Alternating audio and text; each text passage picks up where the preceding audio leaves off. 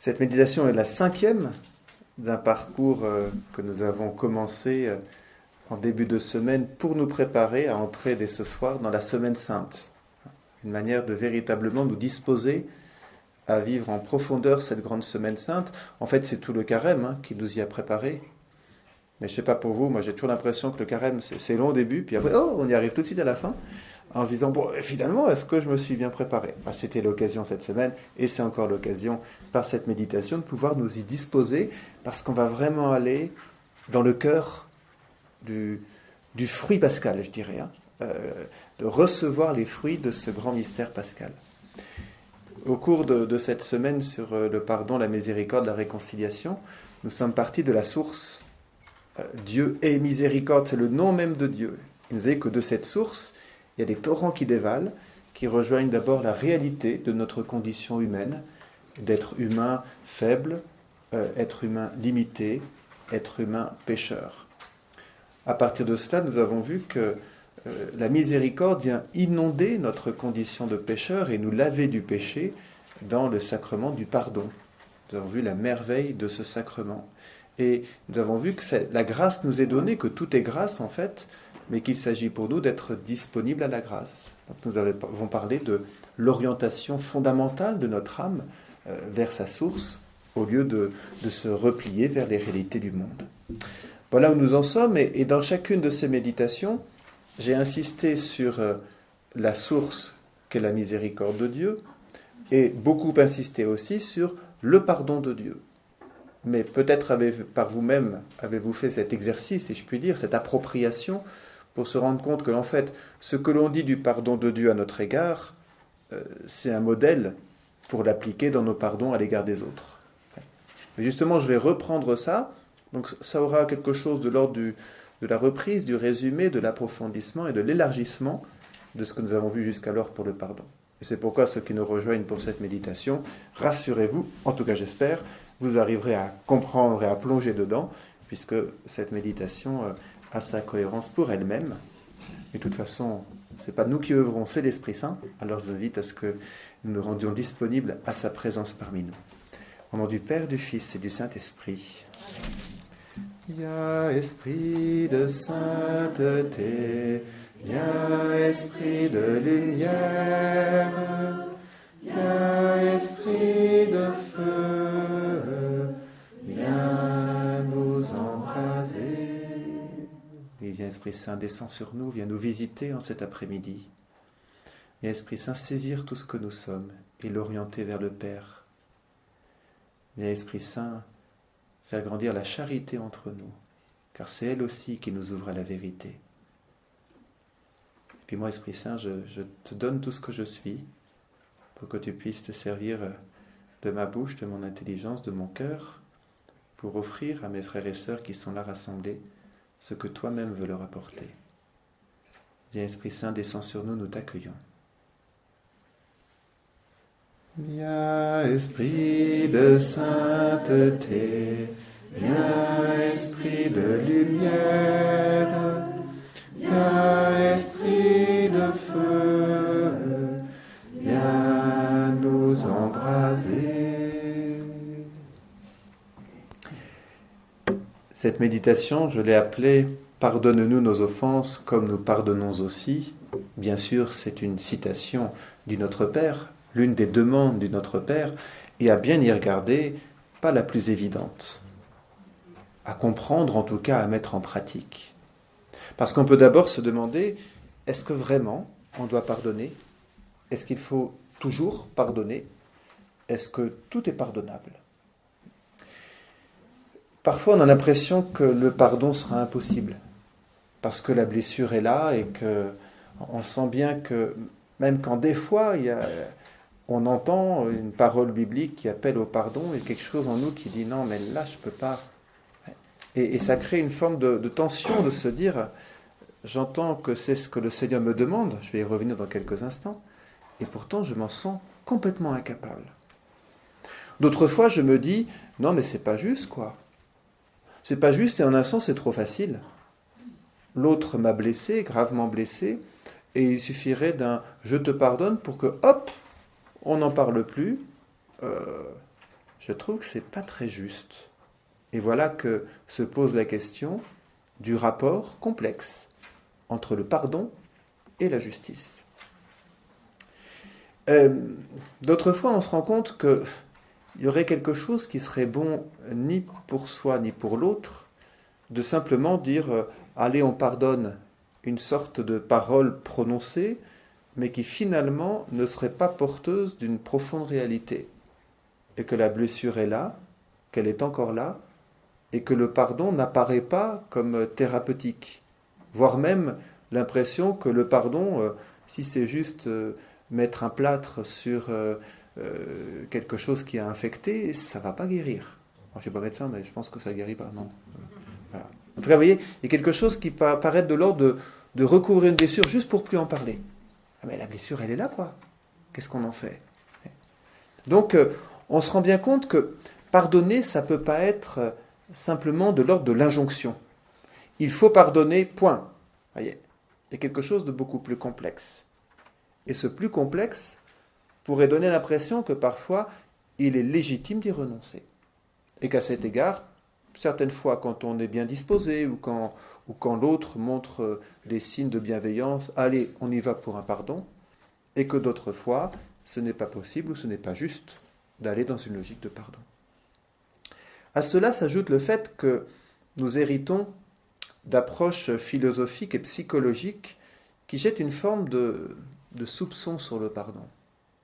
Alors l'héritage philosophique le plus ancien, c'est celui qui nous vient de Platon, d'Aristote et des stoïciens, qui considéraient que le pardon, la compassion, la miséricorde, tout ça pour eux c'était du sentimentalisme.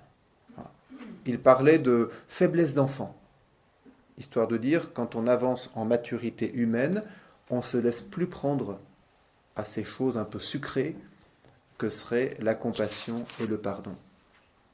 Plus récemment, à notre époque moderne, le philosophe Nietzsche a mis un gros soupçon sur le pardon. Il voyait le pardon comme une attitude de faible.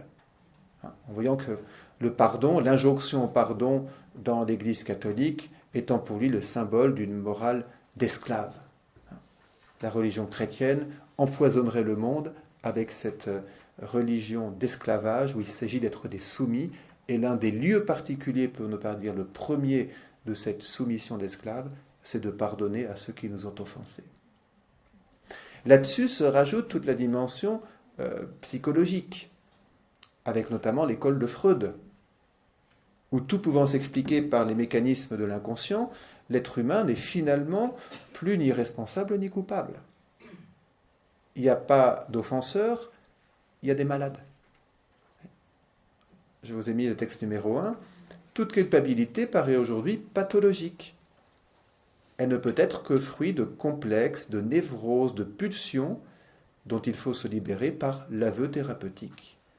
Il n'y a plus de pécheurs, mais des malades.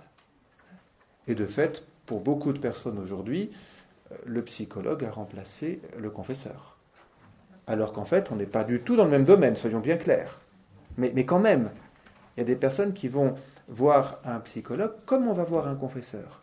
C'est-à-dire pas tant pour faire, sortir une parole, et on a vu que c'était important de se confesser à un prêtre, enfin que si Jésus voulait que la confession passe par un prêtre, c'est notamment parce qu'il y avait cette dimension de sortie de parole. Mais finalement, on n'est plus dans la confession d'une responsabilité personnelle, on est juste dans la mise en valeur de névroses et de blessures qui entraînent un certain nombre de comportements et de paroles dont on n'est pas responsable. Alors bien sûr, il s'agit de prendre en compte la réalité complexe de notre psychologie, mais certainement pas de l'absolutiser comme si elle était le tout de notre être. Et finalement, qu'est-ce qu'on retrouve là derrière? Tout le problème que nous avons remarqué en regardant ce qu'était un être humain, quand on oublie l'esprit, eh bien, on se contente de voir l'être humain comme un corps et une psyché. Le corps avec ses besoins physiologiques, la psyché avec ses besoins et ses blessures psychologiques. Et on nie la dimension spirituelle de l'être humain. Donc s'il n'y a plus que du psychologique, de fait, il n'y a plus que le psychologique à soigner ou à accepter. Mais il n'y a plus le spirituel sur lequel va va porter notre engagement de moralité et de responsabilité devant Dieu. Voyez ? Finalement, c'est une conséquence de ce regard porté sur l'être humain. Un autre élément qui me semble important aussi à prendre en compte, philosophique, psychologique, on peut dire aussi historique, avec les grands drames, même si ce n'est pas les seuls de l'histoire, mais c'est ceux qui ont le plus marqué notre époque moderne. La Seconde Guerre mondiale et le traumatisme de la Shoah a entraîné une sorte de mouvement historico-philosophique disant le pardon est mort dans les camps de la mort. Peut-être avez-vous entendu parler ainsi, le philosophe Vladimir Yankelevitch qui dit ceci, lorsqu'un acte nie l'essence de l'homme en tant qu'homme, la prescription qui tendrait à l'absoudre au nom de la morale contredit elle-même la morale. Voyez, on en arrive à de l'impardonnable. Vous voyez un peu le contexte dans lequel nous sommes.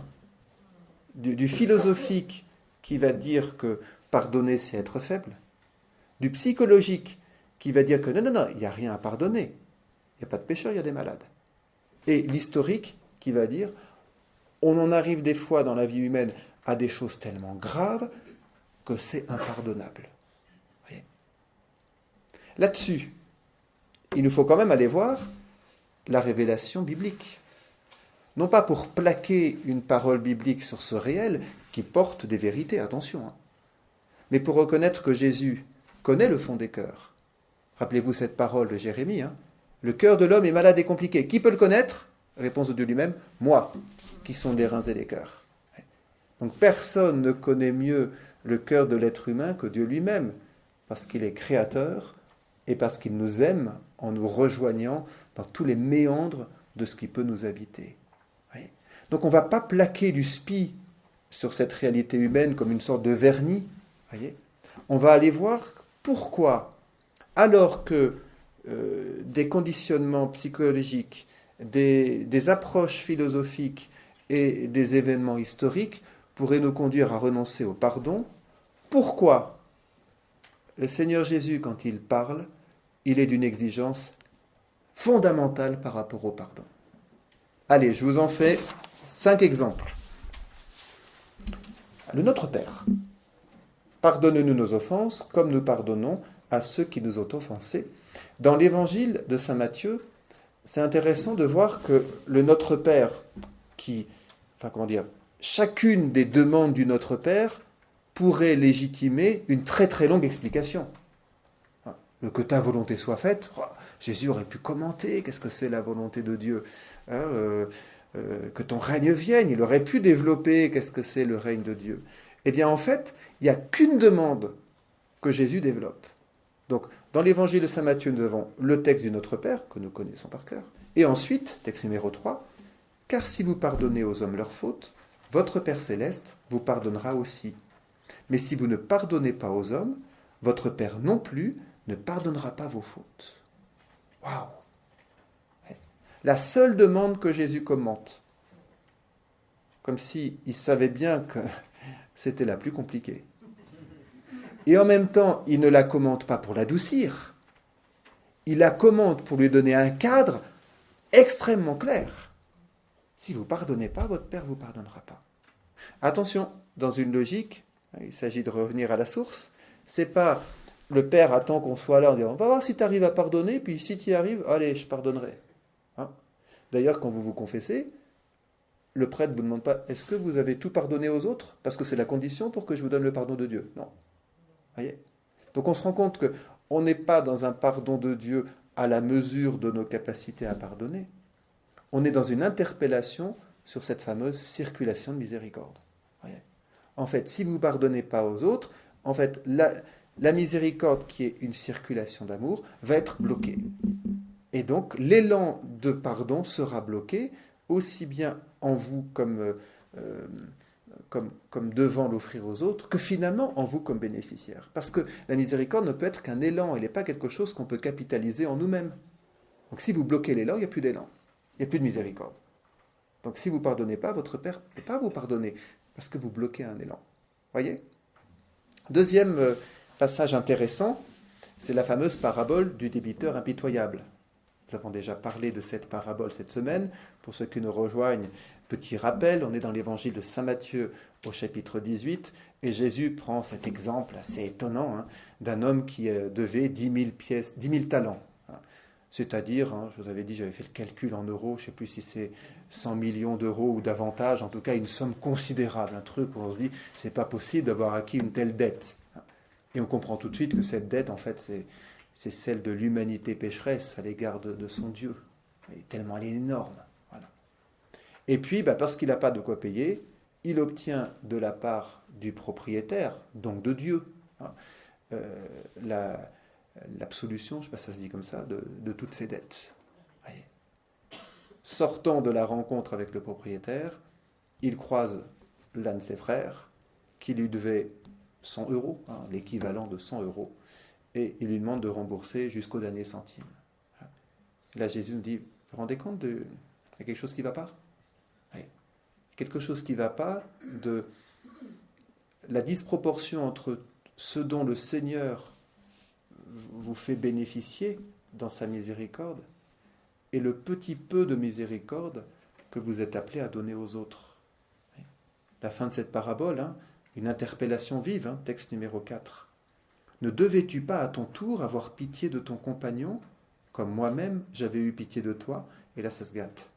Dans sa colère, son maître le livra au bourreau jusqu'à ce qu'il eût remboursé tout ce qu'il devait. Waouh, mince. Ça veut dire que les 100 millions, il va devoir les rembourser. Voyez ? Vous avez peur, C'est ainsi que mon Père du ciel vous traitera, dit Jésus, si chacun de vous ne pardonne pas à son frère du fond du cœur. Du fond du cœur. Jésus ne dit pas au moins du bout des lèvres. Non, il dit du fond du cœur. Ouais. Le Seigneur est très exigeant. On a envie de lui dire Seigneur, tu connais quand même nos psychologies blessées, tu sais que c'est compliqué le parcours de vie et que dans certaines situations, et évidemment certaines situations très dramatiques, demander le pardon, c'est quelque chose qui paraît tellement énorme. Comment Jésus, tu peux te permettre ça ? Si c'est moi qui prêchais comme ça à la messe le dimanche, on me tomberait dessus après la messe. Dans mon Père, vous ne vous rendez pas compte ? Oui, effectivement, pardon de le dire ainsi, mais un enfant qui est abusé par son père, comment il peut pardonner ? Un enfant qui était abusé par un prêtre, comment il peut pardonner ? On a envie de dire, non, mais pardon, ça ne va pas dans ce contexte-là. Désolé, mais Jésus dit, vous devez pardonner du fond du cœur. Il ne dit pas dans certaines circonstances particulières, voyez. Il en fait une exigence absolument massive. Celui qui nous connaît mieux que nous-mêmes nous dit ça. Ça vaut quand même la peine de l'entendre. Voyez. Troisième passage biblique. En fait, cette parabole du débiteur impitoyable, elle est précédée d'une introduction, qui est un dialogue entre Jésus et Simon-Pierre. Un dialogue très intéressant d'ailleurs. Parce que moi j'imagine Pierre, vous savez, Pierre avec son fort caractère, il dit « Ouais, j'ai bien compris Jésus, je vais lui dire un truc qui va lui faire plaisir. » Alors texte numéro 5, Pierre s'approcha de Jésus pour lui demander « Seigneur, lorsque mon frère commettra des fautes contre moi, combien de fois dois-je lui pardonner ? Jusqu'à 7 fois ?» Ouais, Saint-Pierre, il se dit, ouais, je vais vraiment mettre le paquet pour que Jésus me dise, oh super Pierre, t'as vraiment bien compris mon message. Ouais. Et Pierre, il est lucide, Pierre. Il se dit, 7 fois, je mets déjà la barre super haut. Pardonner 7 fois à la même personne, la même chose qu'il nous a faite, excusez-moi, mais moi je veux bien pardonner une fois. La deuxième, je commence à me dire, ça va bien. À la troisième, je me dis, prends pour une poire ou quoi ? Donc 7 fois, Pierre se dit, j'y vais vraiment fort. Et puis 7, dans la Bible, ça exprime une forme de perfection. Donc Pierre se dit, je vais aller dans l'ordre de la perfection, parce que je sais que le maître, lui, il attend la perfection, donc je vais vraiment lui dire s'il a envie d'entendre. Jésus lui répondit, je ne te dis pas jusqu'à 7 fois, mais jusqu'à 70 fois 7 fois. Oh là, Pierre a dû se dire, mince, je suis passé à côté. Mais peut-être que dans sa tête, il s'est dit 70 fois 7, 490. Qu'est-ce qui se passe à la 491e ? Non, évidemment, on comprend bien que autant cette fois, on peut encore se souvenir du nombre, autant 490, on sort des catégories du comptable. Et n'est-ce pas cela que Jésus veut faire comprendre à Simon-Pierre ? Si tu veux entrer dans ma logique de pardon, arrête de compter. Arrête de comptabiliser les trucs. Hein. Tu m'as pardonné une fois la dernière fois, moi je t'avais pardonné 2 fois. Donc c'est plus mon tour, hein, c'est à toi. Si vous vivez comme ça votre vie de couple, c'est sympa. Hein. Vous voyez? Il y a quelque chose dans l'enseignement du Christ qui est un appel à quitter nos comptabilités humaines pour entrer dans, j'ose dire, dans la comptabilité divine. Elle est simple, la comptabilité divine. Hein. C'est que Dieu compte pas. Voilà. Il n'y a pas de comptable au ciel. C'est pour ça d'ailleurs que 1 plus 1 plus 1 est 1 plus 1 plus 1 égale 1. Ça, c'est la comptabilité du ciel. Voyez. Quelque chose qui dépasse complètement nos logiques comptables. Donc, intéressant d'entendre que Jésus est extrêmement exigeant à l'égard du pardon, mais il nous dit, si vous voulez entrer dans la logique du pardon, d'abord il faut entrer dans la logique divine, c'est-à-dire, sortez de vos logiques comptables. 3e point d'attention quand on lit l'enseignement du Christ. Le 4e, évangile de Saint Luc, chapitre 17, texte numéro 6. Prenez garde à vous-même, dit Jésus. Tiens, c'est intéressant, il ne commence pas par dire prenez garde des autres. Donc il y a quelque chose en soi-même dont il s'agit de se méfier. J'aime bien Saint Philippe Néri, il priait comme ça le Seigneur. Seigneur, méfie-toi de Philippe. Donc il avait conscience que la première personne dont il devait se méfier, c'était lui-même. Prenez garde à vous-même. Si ton frère a commis un péché, fais-lui de vifs reproches. Donc il ne s'agit pas de dire tu m'as fait une offense, peu importe. Non, on n'est pas dans la logique, on fait comme s'il n'y avait rien. Et s'il se repent, pardonne-lui. Ah, tiens, là on a un nouvel élément qui rentre en ligne de compte. S'il se repent, pardonne-lui. Même si 7 fois par jour, il commet un péché contre toi, là encore on est dans une logique où on va dépasser le comptable. Et que 7 fois de suite, il revienne à toi en disant « Je me repens », tu lui pardonneras. Les apôtres dirent au Seigneur « Augmentons-nous la foi ». Intéressant. Donc là, on a deux choses nouvelles qui nous sont dites. La première, le pardon est en relation. S'il se repent, tu lui pardonneras. Voyez ? Donc forcément, il faut de la relation. Autrement dit, le pardon n'est pas un truc plaqué par au-dessus. Il est de l'ordre de la relation. Pour qu'il y ait pardon, il faut repentance de l'autre. C'est ce qu'on retrouve dans le sacrement du pardon. Sacrement du pardon, je vais confesser à Dieu mes péchés. Sinon, on se contenterait de dire, vous savez, le Seigneur nous pardonne toujours. Hein. Donc finalement, ne confessez pas vos péchés, c'est pas la peine. Le Seigneur pardonne toujours. Ah, ben non. Pour qu'il y ait vérité du sacrement du pardon, vérité d'un pardon total du Seigneur sur tous nos péchés, il nous faut exprimer une repentance, qui passe notamment par la confession de péchés, et par la contrition, et par le désir de réparation. Voyez ? Eh bien, c'est pareil dans nos pardons relationnels, nous dit le Seigneur. Intéressant à entendre aussi. Parce que là, on sort justement de la conception peut-être du pardon comme étant l'œuvre que d'une personne. Comme si je devais pardonner tout seul dans mon coin. Non, il y a quelque chose de l'ordre de la relation. S'il se repent, tu lui pardonneras. Il n'empêche, devant cet enseignement, les disciples n'ont qu'une chose à répondre, Seigneur, augmente-nous la foi. C'est comme quand Jésus va leur dire, il est plus difficile à un riche d'entrer dans le royaume des cieux qu'à un chameau d'entrer par le trou d'une aiguille. Là, c'est pareil. Les disciples vont dire, non, voilà. Si on n'a pas la foi, on n'arrivera jamais à vivre ce que Jésus nous dit. Ouais, ben ils comprennent qu'en fait, ça se joue dans la foi. Oui, ça se joue dans la foi.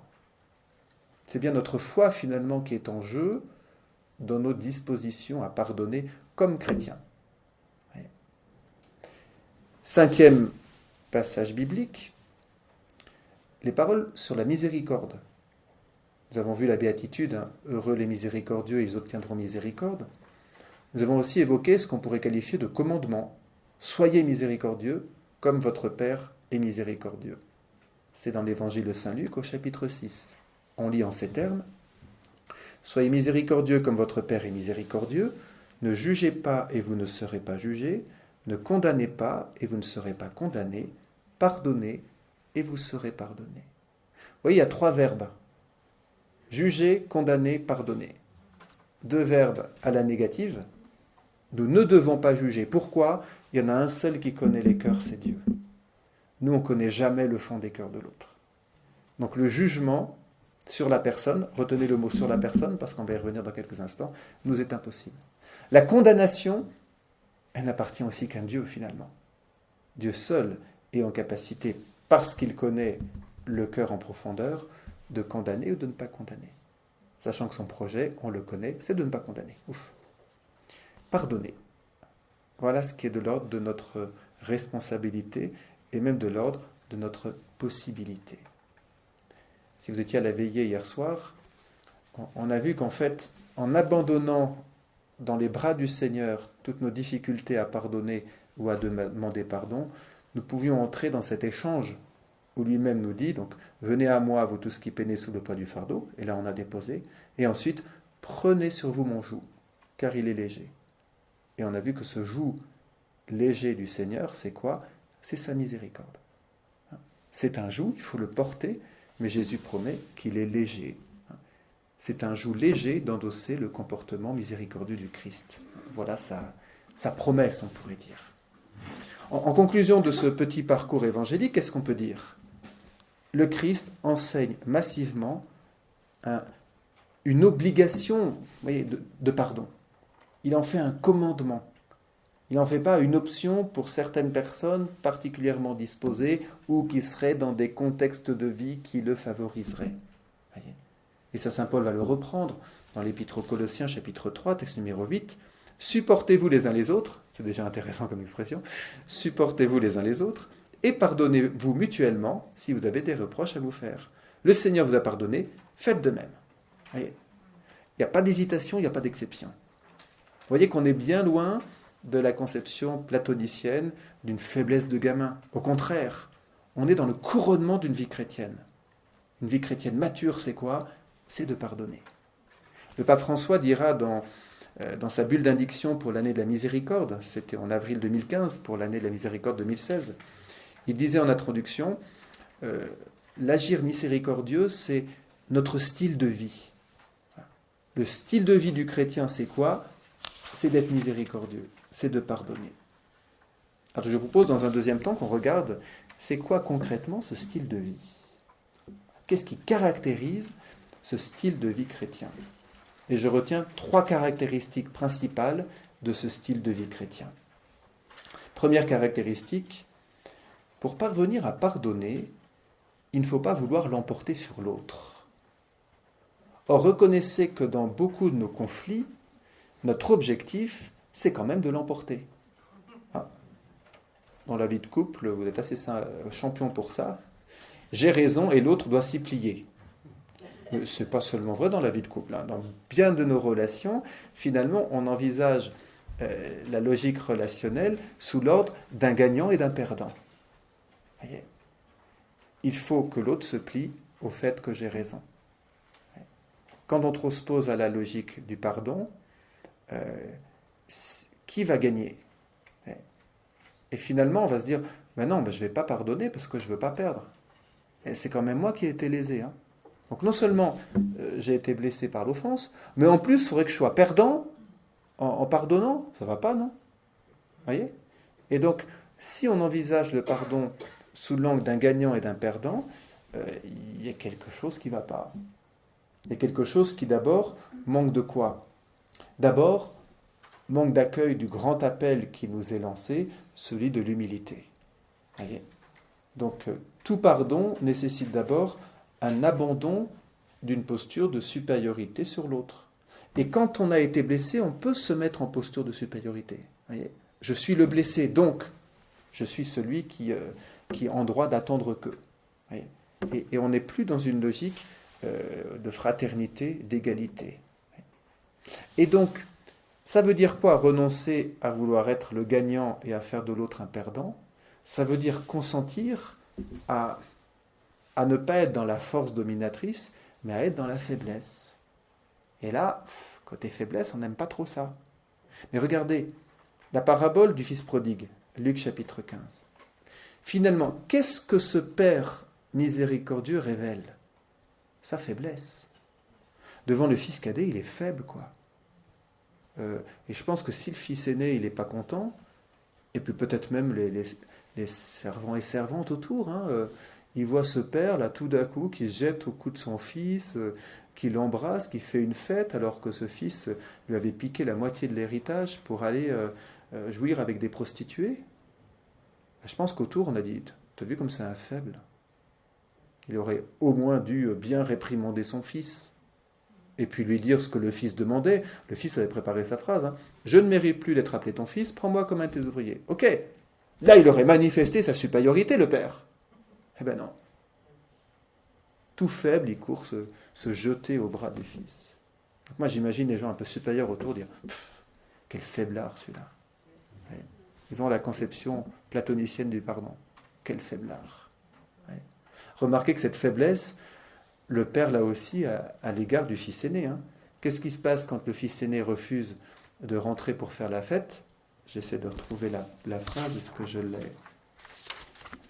Ah dommage, je ne l'ai pas. C'est de l'ordre de... son père le supplia d'entrer. Là aussi, quel faible, quoi. Ouais. Le fils aîné dit, jamais j'entrerai faire la fête. Et puis, allez, s'il te plaît, rentre, allez, vas-y. Petit faible. Et là aussi, ça a dû jaser dans les cuisines. Hein. Les gens disent, t'as vu le patron? Quel faiblard. Ouais. Ah ouais. Et finalement, ça nous révèle que pour pardonner, il faut accepter d'être faible. Voyez. Et peut-être à cet égard d'apparaître comme faiblard aux yeux des autres. Ouais, mais tant pis, quoi. Ce qu'on vise, c'est pas notre orgueil, c'est pas de briller aux yeux des autres. Ce qu'on vise, c'est ce comportement du Père hein, qui couvre de baisers celui qui l'avait pourtant mis à mort, pour ainsi dire. Voyez. Notre plongée dans la miséricorde, c'est nécessairement une plongée dans la petitesse. Rappelez-vous, hier soir, notre veillée, nous l'avons commencé en acceptant d'être petit devant Dieu. Sinon, tout le reste après, ça n'aurait pas été vrai. Voyez. Ça, c'est donc la première caractéristique du style de vie chrétien, c'est on refuse d'être un gagnant et de faire de l'autre un perdant. Deuxième caractéristique du style de vie chrétien, c'est de ne pas faire de l'oubli le critère d'un bon pardon. Il y a des fois une vraie confusion, et elle est d'abord de l'ordre psychologique, que de penser que bien pardonner, c'est oublier. Et donc des fois, on va dire « je pardonne, mais j'oublie pas ». Qu'est-ce qu'on veut dire par derrière? En fait, on veut dire « je pardonne pas ». Voyez. C'est une erreur de faire de l'oubli le critère d'un bon pardon. Voyez. C'est pas en oubliant une blessure qu'on la guérit.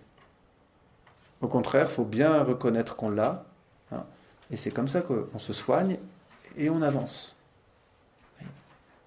Il n'y a qu'un pardon qui est nécessairement et immédiatement oubli, c'est le pardon sacramentel.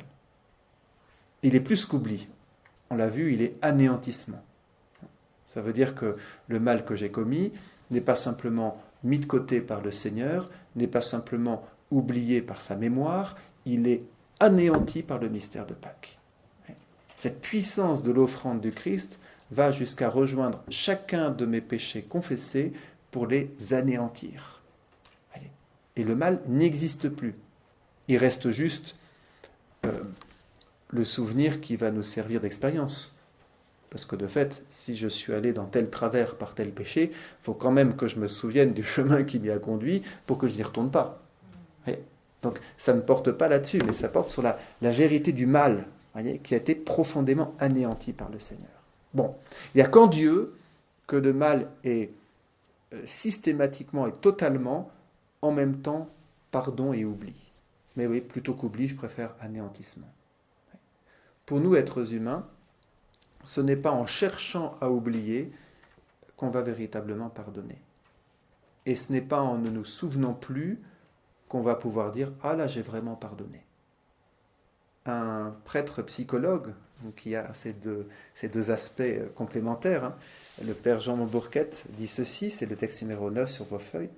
C'est une erreur de faire de l'oubli le test du pardon. C'est le contraire qui est vrai, dit-il. Le pardon aide la mémoire à guérir. Intéressant comme expression. Le pardon aide la mémoire à guérir. Avec lui, le souvenir de la blessure perd de sa virulence. L'événement malheureux se fait de moins en moins présent et obsessionnel. Voyez. On n'est pas dans l'oubli, on est dans la guérison. Voyez. D'ailleurs, on pourrait dire que vouloir oublier, ce serait simplement rompre avec notre histoire ou avec l'autre. Donc, dans l'oubli, il y a quelque chose qui est de l'ordre de la séparation. Dans le pardon, il y a quelque chose qui est de l'ordre de la relation. Alors, attention, je précise relation. Vous pouvez, peut-être qu'il faut d'ailleurs distinguer pardon et réconciliation. Vous pouvez pardonner à quelqu'un qui vous a grandement offensé. Si c'est un pervers narcissique, ne recréez pas la relation. Oui. Donc, le pardon n'implique pas nécessairement la reprise de relation. En l'occurrence, surtout pas quand ce sont avec des personnes perverses narcissiques. Voyez. Donc, il faut bien faire attention de ne pas confondre les choses. Voyez. Mais le pardon est relation au sens où il est consentement à ce que l'autre vive. Voyez. Refuser de pardonner, c'est presque mettre l'autre à mort en un sens. Je refuse qu'il vive. Voyez. Donc renoncer à choisir, à penser que l'oubli serait le bon critère du pardon, c'est accepter de regarder en face le passé, mais pour ouvrir un nouvel avenir. Voyez. On n'est pas enfermé dans le passé, mais on n'est pas non plus dans un déni du passé. Simplement, le passé va tracer un chemin pour aller vers l'avenir. Et c'est là où nous allons arriver à une troisième caractéristique du style de vie chrétien miséricordieux, c'est qu'en fait, tout pardon est de l'ordre d'une résurrection. Et tout pardon nous associe à l'élan de vie de résurrection de Christ. Qu'est-ce qui se passe quand on pardonne ? En fait, on ressuscite l'autre d'une certaine manière. Enfin, ce n'est pas nous qui pouvons ressusciter, voyez. Mais on accepte que l'autre vive. Et on accepte qu'il vive pour une vie nouvelle. De ça, il me semble qu'on a un très bel indice, enfin plus qu'un indice, une préparation au mystère pascal dans la rencontre de Jésus avec la femme adultère. Pas pour rien qu'on l'a eu pendant ce carême. Dans ce bel évangile de la femme adultère, cette femme prise en flagrant délit d'adultère, c'est quand même pas rien, et qui se retrouve mise à terre, et on essaye de piéger Jésus pour savoir qu'est-ce qu'il va répondre. Et avant de répondre, que fait Jésus ? Il fait de la gymnastique. Il s'abaisse, il écrit au sol, il se relève. Il s'abaisse, il écrit au sol, il se relève. Alors, il y a eu des commentaires à n'en plus finir pour se dire, d'abord, qu'est-ce qu'il a écrit au sol ? Parce que Jésus n'a jamais rien écrit, mais là, il a écrit quelque chose, qu'est-ce qu'il a pu écrire ? Et puis, pour s'interroger sur ce mouvement gymnastique d'un Jésus qui s'abaisse, qui écrit au sol, qui se relève, qui s'abaisse de nouveau, qui écrit au sol et qui se relève. Si vous les regardez dans vos Bibles, c'est Jean chapitre 8, le verset 6. Jésus s'était abaissé et du doigt il traçait des traits sur le sol. Au verset suivant, il se redressa. Puis, au verset 8, il se baisse de nouveau pour tracer des traits sur le sol. Puis il se relève. Mon interprétation personnelle, vous pourrez toujours y réfléchir et demander à l'Esprit Saint qu'il vous éclaire aussi, c'est que finalement, est-ce que le premier abaissement, ce ne serait pas l'incarnation ? Par le premier abaissement, Jésus se met au niveau de cette femme qui a été plaquée au sol. Voyez, c'est le mystère de l'incarnation. Le Fils de Dieu, qui était dans la gloire éternelle, se met au niveau de l'humanité abaissée en prenant chair. Accomplissant cette parole qu'on trouvait et qu'on a déjà vue dans Exode chapitre 3, verset 7, « J'ai vu la misère de mon peuple, je suis descendu. » Voyez, cette descente du Seigneur dans notre misère. Moi, je crois que c'est ça que fait Jésus. Il descend, son premier abaissement, c'est pour descendre, rejoindre cette femme dans la misère. Et ensuite, il se relève et il redescend. Pour moi, cette deuxième descente, c'est la croix. Voyez. Il descend dans le pire de la souffrance. Et qu'est-ce qu'il va faire à ce moment-là ? La parole qu'il va dire à cette femme, « Personne ne t'a condamné ? Non, personne. Je ne te condamne pas moi non plus. Va et désormais ne pêche plus. » Voyez ? Autrement dit, la deuxième descente permet à Jésus de prendre cette femme dans son mouvement de relèvement. Et c'est ça le mystère pascal. Voyez ? Sur la croix, Jésus a tout porté pour nous relever. Ouais. Personnellement, quand je confesse, j'aime bien en dernière parole dire aux pénitents, le Seigneur vous a relevé, allez dans la paix du Christ. Pas simplement le Seigneur vous a pardonné, si, mais c'est la même chose. Mais simplement dans le terme de relèvement, on a un terme de résurrection. Il a fallu pour les disciples inventer un mot. Qu'est-ce qu'on va dire pour ce qu'a fait Jésus au jour de Pâques ? Jamais personne ne l'avait fait. Lazare était ressuscité, mais il est remort, Lazare, après. Donc c'était plus une réanimation qu'une résurrection, en un sens. Tandis que Jésus, c'est quelque chose de jamais vu, il s'est relevé pour la vie éternelle. Bon, donc on a cherché à inventer un mot. Bon, on n'a pas été très... Enfin, je sais pas, comment dire... on n'a pas été chercher bien loin, on a dit, il s'est relevé. Voilà. Et c'est devenu le terme. Relevé d'entre les morts. Donc quand ce terme est employé auprès de la femme adultère, on comprend qu'en fait, elle est prise dans le mouvement de résurrection et qu'à cet égard, le pardon divin n'est pas un simple effacement d'ardoise, il est véritablement, on l'a vu, une résurrection. À chaque fois qu'on sort de confession, on est ressuscité, pardon, c'est pas joli, hein, mais on est de nouveau dans la grâce de la résurrection. Voyez ? Donc, une confession, c'est éminemment une expérience de résurrection. Et c'est pourquoi elle est aussi une expérience de mort. On commence par rentrer dans le tombeau pour confesser nos péchés. Voyez ? Et puis après, hop, on sort ressuscité. Tout ça pour dire quoi ? Qu'en fait, le style de vie chrétien, c'est un style de vie par lequel nous mettons nos pas dans ceux du Christ, donc par lequel, comme le Christ ressuscité, nous sommes des ressuscitants. Et donc nos pardons sont des actes de résurrection. Bon, pas par notre force, mais si quand même. Enfin, si quand même.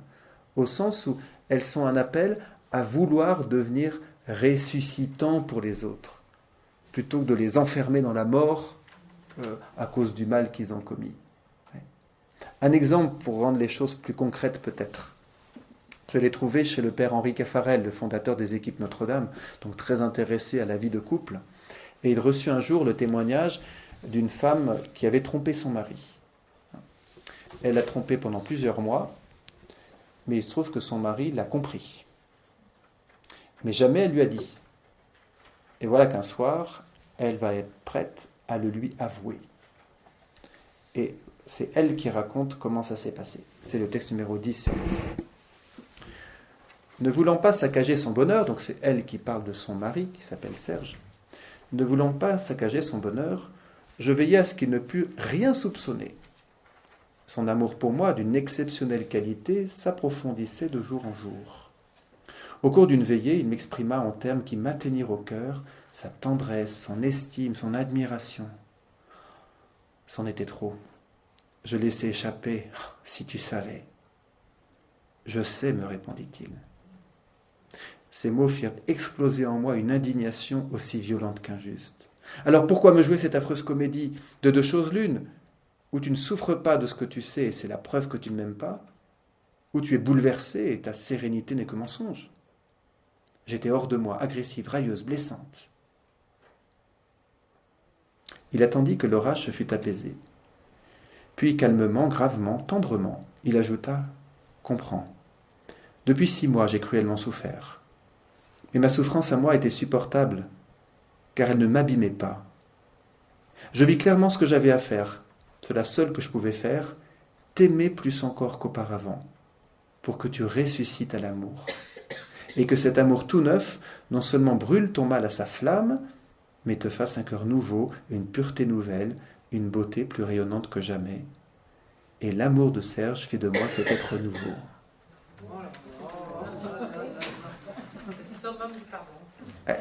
Une fois que je citais ça, j'ai entendu au fond quelqu'un dire « Il est où cet homme que je me marie avec lui ?» Ah ouais, quoi, on sent bien qu'il y a quelque chose de l'ordre. Mais quand les apôtres tout à l'heure disaient à Jésus « Augmentons-nous la foi », on est là. Hein. Si on n'a pas la foi, ce qu'on vient de voir, c'est inaudible. Mais on comprend que cet homme, non seulement il a un grand amour pour son épouse, mais il a d'abord la foi. Il a foi en quoi ? En l'amour victorieux. Il a foi en l'amour qui ressuscite. Et qu'est-ce que nous allons célébrer à Pâques, sinon l'amour qui ressuscite ? Voyez ? Donc finalement, il a vraiment compris, cet homme, que le mystère de Pâques, ce n'était pas une réalité d'avant, qui s'est passée il y a 2000 ans, qui aura une réalité après, quand je vais mourir en espérant aller au ciel. Il a compris que c'était une réalité de maintenant. Et que finalement, le mystère pascal se prolongeait dans sa vie quand il consentait, ou plutôt quand il posait l'acte de foi, que l'amour était ressuscitant. Et c'est en aimant plus qu'il a guéri sa femme. Voyez ? Il est là le pardon. Voyez ?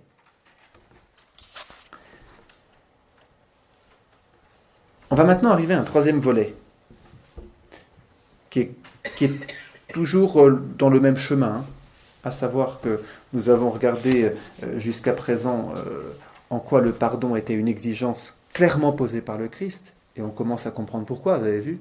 Parce qu'on est dans la dynamique de vie du Christ. Il faut savoir ce qu'on veut. Ouais. C'est pour ça que Jésus est si clair sur le pardon. On a vu que ça avait la conséquence de 3 caractéristiques dans l'agir d'un style de vie chrétien. Je propose maintenant qu'on arrive à concilier le pardon et la justice. C'est vraiment nécessaire parce que sinon on reste dans une forme d'écartèlement à 2 niveaux. Au niveau humain, on va se dire mais l'injustice c'est pas une vertu, donc ce serait pas juste de renoncer à la justice. Remarquez que nous avons eu des cas récents où nous avons bien vu que quand on essaye de renoncer à la justice, on fait des catastrophes. Dans les abus sexuels dans l'Église, qu'est-ce qui s'est passé ? On a voulu couvrir, on a voulu faire des démarches de pardon en ne s'en remettant pas à la justice. Voyez ? Et en ne faisant pas l'œuvre de justice, on n'a pas fait une œuvre authentique de pardon. Je vais y revenir dans quelques instants. Voyez ? Mais donc, là, on se dit, quoi ? Des fois, il faut faire justice, des fois, il faut faire pardon. Et d'ailleurs, quand vous regardez bien, 2e niveau, c'est la même question qu'on peut se poser au niveau de Dieu. Dieu est-il miséricordieux ou Dieu est-il juste ? Miséricordieux, il pardonne tous nos péchés. Juste, il faut assumer les conséquences de nos actes. Et on se rend compte que dans l'histoire de l'Église, dans les théologies et peut-être dans nos cœurs, il y a comme une sorte de balancement entre Dieu il est juste ou Dieu il est miséricordieux. Et quand est-ce qu'il va être juste et quand est-ce qu'il va être miséricordieux ? Expérience vécue par Benoît par rapport à Marie, qui encore une fois n'est pas Dieu, mais comme elle est pure transparence à Dieu, en regardant Marie on comprend Dieu. Et Benoît avait reçu comme mission de la part de Marie de dénoncer les péchés d'un certain nombre de pèlerins arrivant au lot. C'est pas la mission la plus drôle. Ouais. Et pour ça, donc Marie lui disait, telle personne va monter au lot, il faut que vous alliez dénoncer tel péché, parce qu'il faut vraiment qu'elle se convertisse. Bon. Et puis les prêtres qui sont au service du lot savent que Benoît a cette mission, et remarquent qu'elle ne le fait pas toujours. Alors, citation des manuscrits, des ecclésiastiques lui demandent pourquoi elle n'obéit pas précisément à la Vierge Marie. Je vous cite entre guillemets. Benoît répond que la belle dame lui commande d'un air si doux qu'elle ne croit pas qu'elle le veuille absolument. C'est joli, C'est pas que Benoît a trouvé une bonne excuse. C'est qu'en fait, elle a été touchée par la douceur. Voyez, la douceur de Marie, on peut l'imaginer, non même pas, on ne peut pas l'imaginer. Mais on peut bien penser que les apparitions pour Benoît ont été des expériences d'une douceur extraordinaire. Elle-même ayant un caractère un peu rude, ça l'a sans doute d'autant plus touchée. Donc, une sorte de focalisation sur la douceur. Si bien que cette douceur en vient pour Benoît à invalider sa mission de devoir aller dénoncer les péchés des autres. Et il faudra que Benoît élargisse son regard pour qu'elle comprenne que cette douceur n'est pas opposée à l'exigence qu'elle a de dénoncer les péchés, mais qu'elle doit se lier avec. Et elle comprendra d'ailleurs, et un ange le lui dira, que si elle va dénoncer avec douceur, ça porte beaucoup plus de fruits que quand elle dénonce violemment. Voyez ? Donc finalement, une réalité qui pour Benoît au début était opposée, soit la douceur, soit la vérité de dénoncer, devient une vérité reliée, parce qu'elle élargit son regard. Et c'est la même chose pour nous dans la miséricorde de Dieu et son pardon. C'est la même chose pour nous dans la manière de concevoir nos pardons humains et la justice humaine. Alors je propose d'élargir le regard et d'essayer de bien comprendre de quoi on parle. Pour ça, je vais vous proposer plusieurs convictions.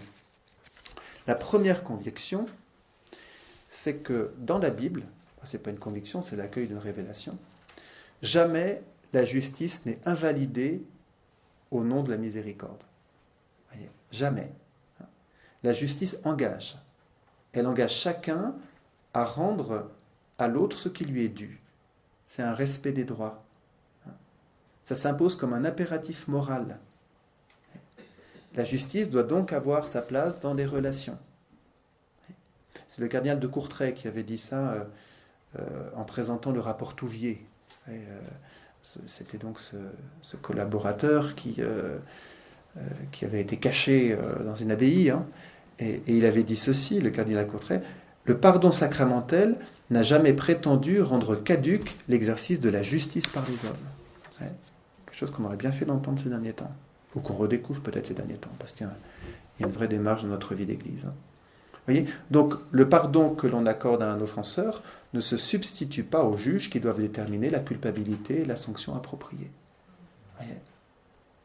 Donc première conviction, la justice ne doit jamais être invalidée. Jamais. Deuxième conviction, la distinction entre le pardon et la justice nous ouvre à une autre distinction fondamentale, la personne et ses actes. Et c'est une attention permanente dans la foi chrétienne, jamais confondre la personne et les actes. On dit souvent, je ne sais pas de qui vient l'expression, Dieu aime le pécheur et le péché. Et c'est quelque chose qu'il nous faut vraiment avoir au cœur, parce que ça nous permet de nous garder de juger. On ne va pas juger les personnes, on va juger les actes. C'est pas la même chose. On va juger les actes. Et d'ailleurs, on pourrait dire dans toute notre vie chrétienne, nous sommes appelés à cette distinction, qui doit même, à mon avis, nous inviter à faire attention à notre vocabulaire. À savoir que on ne résume jamais une personne à certains de ses actes, ni d'ailleurs à un aspect de ce qu'elle est. On ne devrait jamais dire un voleur. Une personne qui a commis un vol. Et même si elle en commet tous les jours. Évidemment que le fait qu'elle vole, ce qu'elle est n'est pas réduite au fait qu'elle vole. Dans d'autres domaines qui évidemment n'ont rien à voir, on ne dit pas un handicapé. On dit une personne porteuse de handicap. Ce n'est pas ce genre de formule moderne pour atténuer les choses. C'est la vérité que la personne qui porte un handicap n'est pas résumée à son handicap. Attention, parce qu'aujourd'hui, avec toutes les revendications de droit, de ci, de là, finalement, ça déshumanise. Parce que ça réduit les gens à un aspect de leur vie. Vous avez les transsexuels qui revendiquent. Mais non, mais ce n'est pas des transsexuels. Ce sont des personnes qui portent une blessure, une particularité, je ne sais pas comment le dire, ce n'est pas du tout un domaine que je maîtrise, de transsexualité. Mais je ne peux pas les réduire à cela. Je ne peux pas dire un homosexuel. Une personne qui porte une tendance homosexuelle, d'accord, voyez ? Et je trouve que dans ces cas-là, on dépassionne en un sens les débats parce qu'on se rend compte que la particularité de quelqu'un n'est pas le tout de son être. Voyez ? Et nous, comme chrétiens, c'est éminemment ce que nous devons dire.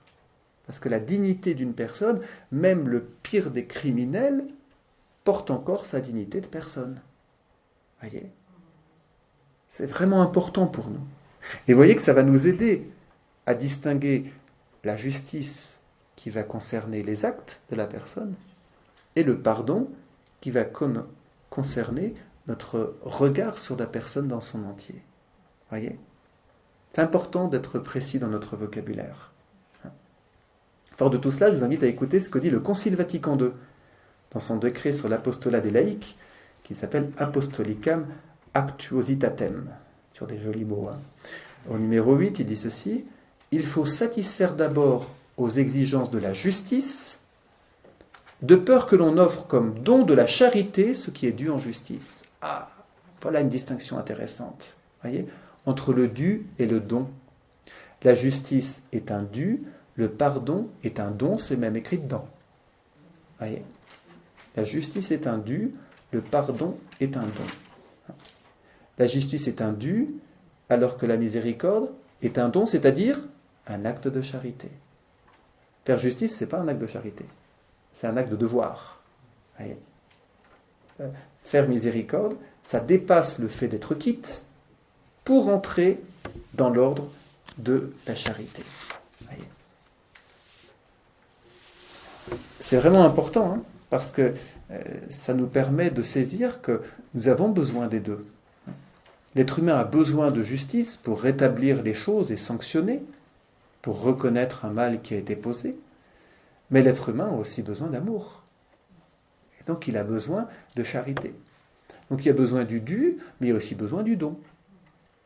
Mais si j'oublie le dû, je vais présenter comme un don ce qui est un dû. Et ça ne va pas. Voyez ? Donc je dois d'abord présenter ce qui est là comme dû, et une fois que j'aurai donné le dû, enfin c'est pas donné, reconnu le dû, je vais pouvoir aller jusqu'au don. Ça va ? C'est vraiment important cette distinction. Voyez ?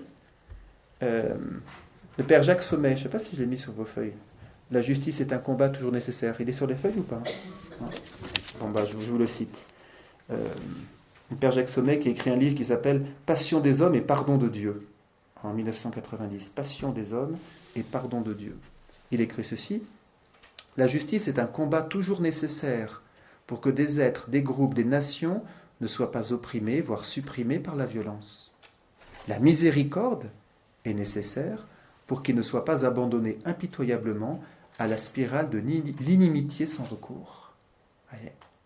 Donc, quand on est dans le dû, on peut rester dans l'inimitié. Quand on passe dans le don, on est dans la charité. Pardonner est un acte d'amour. Vous voyez qu'il y a donc un lien profond entre le pardon et l'exigence fondamentale du grand commandement du Christ, tu aimeras ton prochain comme toi-même. On comprend qu'il y a une logique extrêmement étroite entre l'exigence de pardon, et on a vu qu'elle est très claire chez le Christ, et tout ce qu'il nous demande pour faire partie de sa création nouvelle, depuis qu'il est sorti vivant du tombeau, aimez vos ennemis, bénissez ceux qui vous maudissent. En fait, dans le pardon, on consent à cette logique-là. Voyez, on entre dans la vie des créatures nouvelles. C'est pourquoi le pardon est si important dans l'enseignement du Christ. C'est pas pour nous dire il faut être en règle, c'est pour nous dire est-ce que vous êtes entrés dans le monde nouveau ? Ce monde nouveau, il n'est pas seulement pour le ciel, il est déjà advenu depuis la mort et la résurrection du Christ. D'où le pardon qui est le premier fruit avec la vie éternelle du mystère de Pâques. C'est la vie nouvelle. Et c'est pour ça que Jésus en fait un critère si important. Si nous sommes des ressuscités avec le Christ, si nous croyons fermement que le Christ est sorti des morts et il nous a pris dans son mouvement et nous a plongé dans sa mort et sa résurrection par le mystère du baptême, à ce moment-là, il faut qu'on vive cette vie nouvelle. Et le principe essentiel de cette vie nouvelle, c'est le pardon. Parce que le pardon est l'acte suprême, le plus sublime de la charité. Voyez ? Et donc, avec la justice et le pardon, nous ne sommes pas dans une réalité à choisir l'une plutôt que l'autre. Ça dépendrait des circonstances, ça dépendrait de la tête du client. Non, nous sommes dans une ascension. On passe par la justice pour aller jusqu'à la miséricorde. On passe par le dû pour aller jusqu'au don, parce que dans le Christ, nous sommes entrés dans la vérité d'un don. Voyez.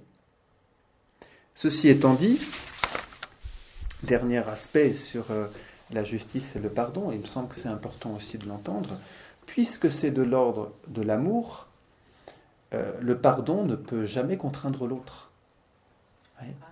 La justice contraint parce qu'elle est de l'ordre du dû. Le pardon ne contraint pas parce qu'il est de l'ordre de l'amour. Et dans l'amour, on ne peut pas contraindre, sinon on dénature l'amour lui-même. Voyez. Et donc c'est important à entendre. Voyez. Ça veut dire quoi ? Dans les deux sens, je ne peux pas exiger que quelqu'un me pardonne. Donc, je peux faire une démarche pour demander pardon à quelqu'un, mais je ne peux pas exiger que l'autre se plie à cette démarche et qu'il me pardonne. Non, il reste cette liberté qu'il a, comme il a la liberté de m'aimer pour que l'amour soit vrai, il a la liberté de me pardonner ou pas. Et des fois, c'est pour nous difficile à vivre. Quand on décide de faire une démarche d'aller demander pardon, et que l'autre dit « bon non, je ne te pardonne pas ». Je ne sais pas si ça vous est déjà arrivé, c'est quand même rude. Heureusement, c'est assez rare. Ouais. Dans l'autre sens, c'est là qu'on va retrouver la repentance qui est nécessaire pour le pardon. Ouais. Si c'est de l'ordre de l'amour, donc de la relation, pour que je puisse pardonner à l'autre, il faut qu'il se repente. S'il se repent, dit Jésus, il sera pardonné. Voyez. Encore une fois, c'est ce que nous voyons dans le sacrement du pardon. Parce que c'est de l'ordre de l'amour, c'est de l'ordre de la relation. Attention, hein, ça ne veut pas dire qu'intérieurement, vous ne pouvez pas pardonner à quelqu'un qui ne se repent pas. Voyez. Intérieurement, vous pouvez très bien, même si vous voyez que l'autre ne fait pas la démarche de venir vous dire « pardonne-moi », vous pouvez au fond de vous-même lui pardonner. C'est même là qu'on aura finalement la fine pointe de l'amour, parce que c'est l'amour sans retour à soi. Et j'attends pas que l'autre fasse la démarche d'eux. Donc c'est l'amour qui est le plus proche de l'amour du Christ sur la croix. Qu'a fait le Christ sur la croix? Il nous a aimés sans aucun retour à lui-même. Voyez.